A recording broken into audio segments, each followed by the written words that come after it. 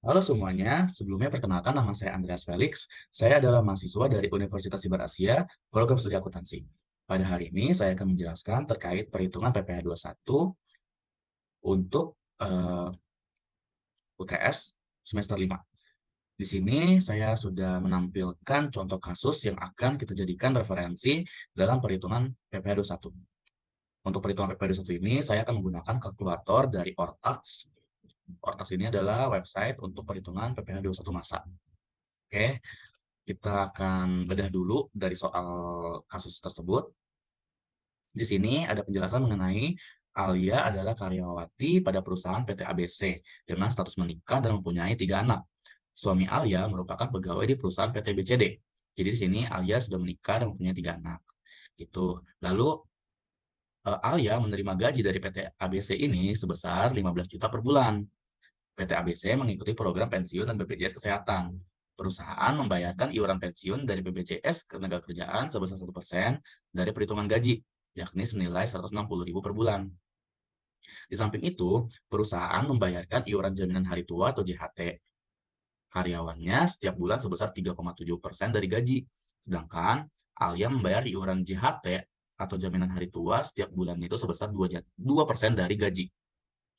Premi jaminan kecelakaan kerja JKK dan jaminan kematian JK dibayarkan oleh pemberi kerja dengan jumlah masing-masing sebesar 0,24% untuk JKK-nya, lalu untuk JK-nya itu sebesar 0,3% dari gaji. Sebagai informasi terakhir, pada bulan Mei 2020, di samping menerima pembayaran gaji, Alia juga menerima uang lembur atau overtime sebesar 2 juta. Jadi di sini kita sudah tahu mengenai berapa besaran gaji, berapa besaran uang pensiunan, berapa biaya iuran JHT, biaya iuran jaminan-jaminan yang diterima Alia, lalu berapa uang lembur yang diterima Alia. Selanjutnya kita tinggal memasukkan data ini ke dalam aplikasi Ortax. Jadi kita akan masuk ke aplikasi Ortax-nya. Oke, ini saya kosongkan dulu. Oke, kita masuk ke bagian personal terlebih dahulu. Untuk perhitungan Ortax ini nanti kalian akan buka kalkulator.ortax.org dan akan muncul kayak tampilan seperti yang ada di layar ini. Selanjutnya kita akan buka ke bagian personal. Personal ini berarti isinya adalah data pribadi dari Alia ini. Oke. Untuk status NPWP, karena di sini Alia sebagai pegawai dari PT ABC, sudah dipastikan Alia memiliki NPWP. Lalu, di sini juga untuk status kawin dan tanggungan, kita akan cek dari soal. Kita akan kembali ke dalam soal. Di sini dijelaskan kalau Alia ini sudah menikah, mempunyai 3 anak. Akan tetapi, ada juga penjelasan mengenai suami Alia merupakan pegawai di perusahaan PT BCD, yang artinya di sini statusnya Alia adalah kawin dengan 0 tanggungan. Kenapa kayak gitu? Karena Alia dan anaknya sudah menjadi tanggungan dari suami gitu. Jadi nanti saat laporan laporan PPh 21 suaminya baru ada tanggungannya. Berarti ntar suami itu adalah K strip 3 karena tanggungannya 3.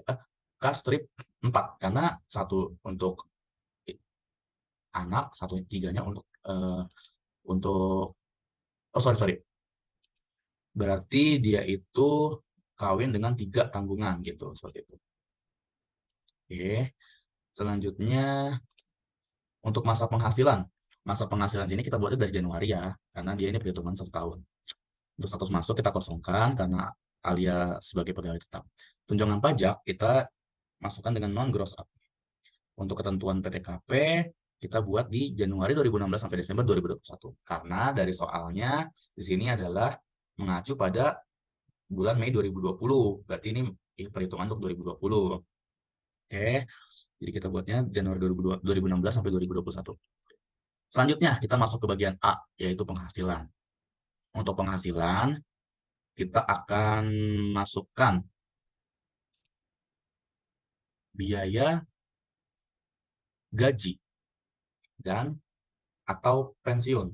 Berarti di sini kita akan input angka dari ini, Alia menerima gaji sebesar 15 juta per bulan, dan ini, perusahaan membayarkan iuran pensiun dari BPJS Ketenagakerjaan sebesar 1% dari perhitungan gaji, yakni senilai 160.000 per bulan. Berarti kita akan masukkan angkanya.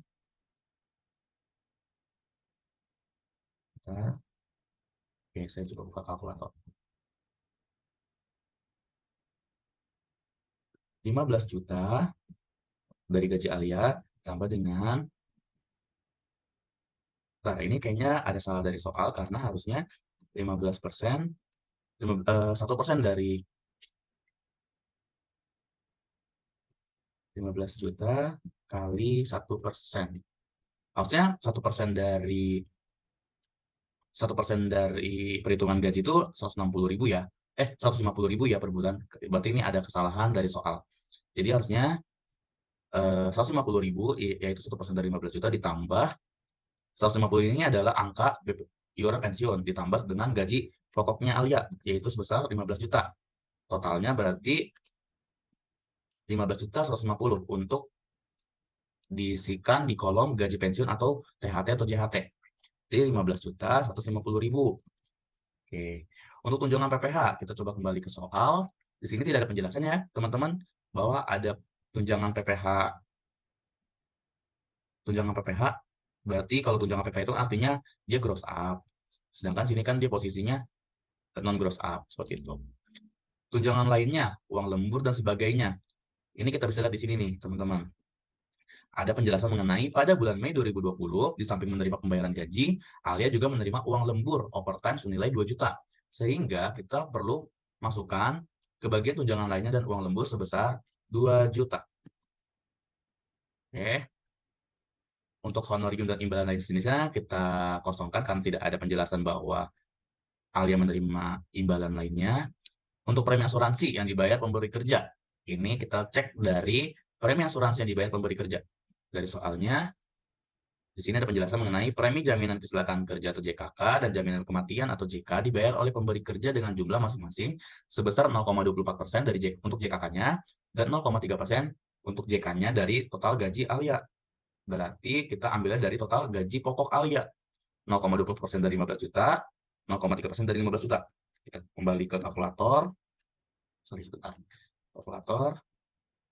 Kita masuk perhitungannya. 15 juta dikali 0,24%. Berarti untuk JKK-nya sebesar 36.000. Selanjutnya kita hitung untuk JK-nya.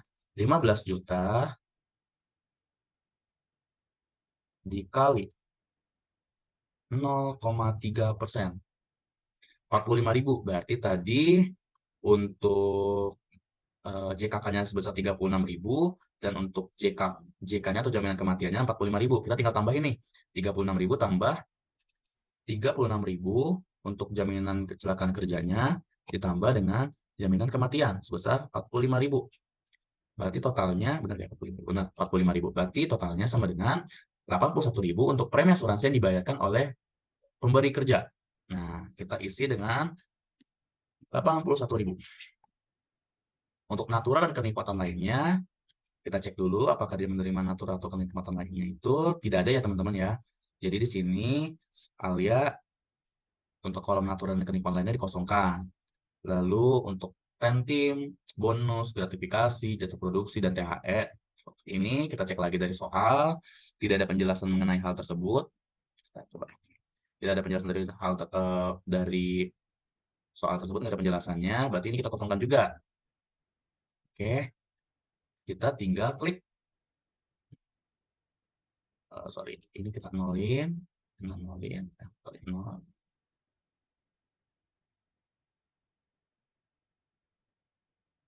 Oke.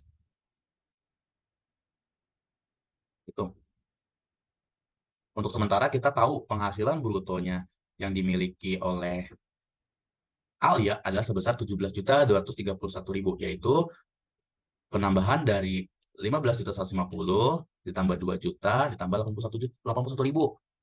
Jadi totalnya 21.231 juta, 17.231.000. Nah, untuk biaya jabatannya di sini Alia pengurangannya 5% dari total penghasilan bruto. 5%-nya adalah sebesar 500.000. Karena ini udah mentok ya guys, mentoknya itu 500.000 untuk biaya jabatan, karena 15%. 5%, sorry. Di sini kita masuk ke pengurangan. Pengurangan. Ada tulisan iuran pensiun atau iuran THT JHT. Nah, di sini kita lihat kembali lagi ke soal. Di sini Alia membayarkan iuran. Sini. Alia membayarkan iuran JHT setiap bulannya sebesar 2% dari gaji. Yang artinya kita hitung kembali dari gaji Alia yang kita tahu besarnya 15 juta, kita kalikan dengan 2%. Nah, berarti di sini Alia membayarkan, oh sorry, bentar. 15 juta dikali 0,2%. Alia membayarkan 30.000 untuk pembayaran apa namanya? JHT-nya. Masukkan angka 20.000. 30.000. 30.000. Oke, di sini coba kita kembali klik hitung. Nah, di sini nih udah kelihatan nih perhitungannya. Jadi untuk kita lanjut ke C ya, perhitungan PPh pasal 21. Sorry, aku pindahin dulu biar kelihatan. Di sini setelah penghasilan penghasilan bruto 17.231.000 dikurangi dengan biaya jabatan 500.000, lalu dikurangi dengan biaya iuran pensiun atau JHT sebesar 30.000, akan menghasilkan penghasilan bruto, kita hitung ya. Di sini kita hitung 17.231 dikurang 500.000 dikurang 30.000. Hasilnya adalah 16.701.000. 16.701.000. Ini adalah penghasilan neto sebulannya Alia. Nah, di sini, penghasilan bruto dari Alia. Nah, di sini kita akan hitung penghasilan brutonya, berarti ini itu adalah hasil dari 17 juta, kalkulatornya hilang. Kalkulator. 17.231 dikali 12, karena ini disetahunkan ya. Nah, angka ini adalah 17.231.000 dikali 12 karena disetahunkan. Lalu biaya jabatannya adalah 500.000 dikali 12 juga, dikali 12 bulan juga, karena disetahunkan juga ya teman-teman. 500.000 kali 12, 6 juta. Lalu untuk iuran pensiunnya sama juga 30.000 dikali 12 sama dengan 360.000. Jadi angka disetahunkannya adalah 360.000. Sehingga jumlah pengurangan setahun yaitu 6 juta ditambah 360.000 sebesar 6.360. Selanjutnya penghasilan bruto setahun 206 juta 772.000 dikurangi 6.360 yang hasilnya adalah 200 juta 412.000. Nah, ini penghasilan neto setahun. Di sini juga sudah dijelaskan penghasilan neto setahun atau disetahunkan. 200 juta 402. Oh, di sini penghasilan tidak kena pajak. Ini harusnya kita ganti jadi TK ya guys. Karena dia, sebentar.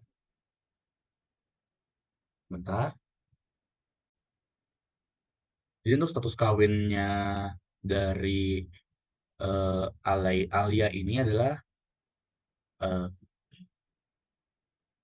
TK dengan TK dengan tanggungan 0. Coba kita hitung.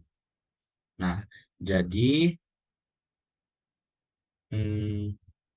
penghasilan tidak kena pajaknya Alia sebesar 54 juta. Sebentar, ini seperti ada kesalahan. Karena Alia sudah menikah, tapi tanggungannya suami. Oke, berarti status kawinnya TK dengan tanggungan 0. Selanjutnya, di sini penghasilan tidak kena pajaknya ada 54 juta. Lalu, di sini untuk PKP setahun atau disetahunkannya, yaitu adalah pengurangan dari 200 juta 412.000 dikurang dengan 54 juta. Hasilnya 146 juta 412.000. PPh pasal 21-nya atas PKP tersebut adalah, kita hitung berarti di sini sebentar. Pasal 21 atas PKP berikut ini adalah, kita hitung dulu. Jadi PKP setahun itu atau disetahunkan itu ada tarifnya nih teman-teman. PPh pasal 21 atas PKP ini 5%-nya terhitung dari 0 sampai 50 juta. Berarti kalau 0 sampai 50 juta kita hitung 146 juta, 50 juta, kita hitung 50 juta dikali 5%. Hasilnya 2.500.000 kan? Sorry, benar gak ya? Kita ulang lagi, 50 juta dikali 5%. 2.500.000. Kita keep. Nah, karena ini PKP setahun atau disetahunkannya lebih dari 50 juta, berarti sisa dari di luar tarif 5% itu yang atau 0 sampai 50 juta itu kita kalikan dengan 15%. Berarti kita hitung dulu nih. 146.412.000 dikurang 50 juta. Berarti sebesar 96.412.000 ini kita kalikan dengan tarif 15%. Jadi untuk PKP setahun disetahunkan 146.412, untuk PPh di pasal 21 atas PKP-nya ini kita split dulu ya, karena ada apa namanya, ada tarifnya 0 sampai 50 juta itu 5%, lalu untuk 50 juta sampai ke 200 juta itu 15%. Jadi kita ubah dulu, kita hitung 50 juta kali 5%-nya berapa, sisanya 96.412 dikali 15%. Hasilnya itu adalah 15.961.800. Jadi 15.961.800 ini adalah PPh pasal 21 terutang setahun atau disetahunkan. Jadi ini adalah perhitungan untuk setahunnya. Sedangkan kita akan masuk ke perhitungan per bulannya. Untuk PPh pasal 21 terutang bulan ini, kita tinggal membagi 15.961.800 dibagi 12, yaitu hasilnya, kita hitung, 15.961.800 dibagi 12, hasilnya 1.330.150 rupiah. Di sini tertera bahwa PPh pasal 21 terutang untuk bulan berjalan sebesar 1.330.150 rupiah. Seperti itu. Jadi itu adalah perhitungan atas contoh soal atau studi kasus dari Alia dari soal berikut. Oke.